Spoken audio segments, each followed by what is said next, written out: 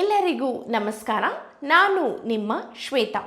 ಇವತ್ತು ನಾನು ನಿಮಗೊಂದು ಪ್ರೆಗ್ನೆನ್ಸಿ ಹೆಲ್ದಿ ಟಿಪ್ಪನ್ನು ಹೇಳ್ಕೊಡ್ತೀನಿ. ಏನಪ್ಪ ಅಂತಂದರೆ, ನಾವು ತುಂಬ ಪ್ರೆಗ್ನೆನ್ಸಿ ಟೈಮಲ್ಲಿ ತುಂಬ ಹಾರ್ಮೋನಲ್ ಇಂಬ್ಯಾಲೆನ್ಸ್ ಆಗೋದ್ರಿಂದ ತುಂಬ ಮೆಂಟಲ್ ಸ್ಟೆಬಿಲಿಟಿ ತುಂಬಾ ಕಡಿಮೆ ಆಗುತ್ತೆ. ಮೂಡ್ ಸ್ವಿಂಗ್ಸ್ ಆಗೋದು, ತುಂಬ ಕೋಪ ಬರೋದು, ಸಿಟ್ಟು ಬರೋದು, ಈ ಥರ ಎಲ್ಲರಿಗೂ ಆಗುತ್ತೆ. ಇದು ಎಲ್ಲರಿಗೂ ಕಾಮನ್ ಕೂಡ.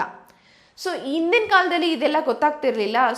ಇವಾಗ ಎಲ್ಲರಿಗೂ ಅರ್ಥ ಆಗ್ತಿದೆ. ಇದು ಮೂಡ್ ಸ್ವಿಂಗ್ಸ್ ಆಗುತ್ತೆ, ಹಾರ್ಮೋನಲ್ ಇಂಬ್ಯಾಲೆನ್ಸ್ ಆಗುತ್ತೆ, ಮೈಂಡ್ ಸ್ವಲ್ಪ ಸ್ಟೆಬಲ್ ಇರೋಲ್ಲ, ಸುಮ್ಮನೆ ಬೇಜಾರು ಮಾಡ್ಕೊಳೋದು, ಅಳೋದು, ಇದೆಲ್ಲ ಹಾಗೆ ಆಗುತ್ತೆ. ಬಟ್ ಏನು ಮಾಡಿ ಅಂದರೆ, ಎಷ್ಟಾಗುತ್ತೋ ಅಷ್ಟು ನೀವು ಕಂಟ್ರೋಲ್ ಮಾಡೋಕ್ಕೆ ಟ್ರೈ ಮಾಡಿ. ಅಂದರೆ ಕಂಟ್ರೋಲ್ ಅಂತಂದರೆ ಕೋಪನ ಕಂಟ್ರೋಲ್ ಮಾಡೋದಲ್ಲ. ಮೆಡಿಟೇಷನ್ ಪ್ರಾಕ್ಟೀಸ್ ಮಾಡಿ, ಬ್ರೀದಿಂಗ್ ಟೆಕ್ನಿಕ್ನ ಪ್ರಾಕ್ಟೀಸ್ ಮಾಡಿ. ಏನು ಮಾಡಿ ಅಂತಂದರೆ, ನಿಮ್ಗೆ ಯಾವಾಗಲೂ ಬೇಜಾರಾಯ್ತು ಅಥವಾ ಕೋಪ ಬಂದರೆ ಟೇಕ್ 3 ಡೀಪ್ ಬ್ರೆತ್ಸ್.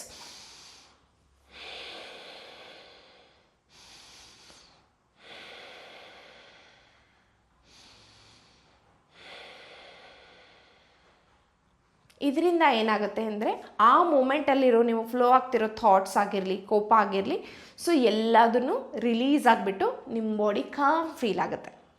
ನೀವು ಕೂಡ ಇದನ್ನು ಪ್ರಾಕ್ಟೀಸ್ ಮಾಡಿಬಿಟ್ಟು ಏನು ಅನ್ನಿಸ್ತು ಅಂತ ಕಮೆಂಟ್ ಸೆಕ್ಷನಲ್ಲಿ ಹೇಳಿ. ನಮಸ್ಕಾರ.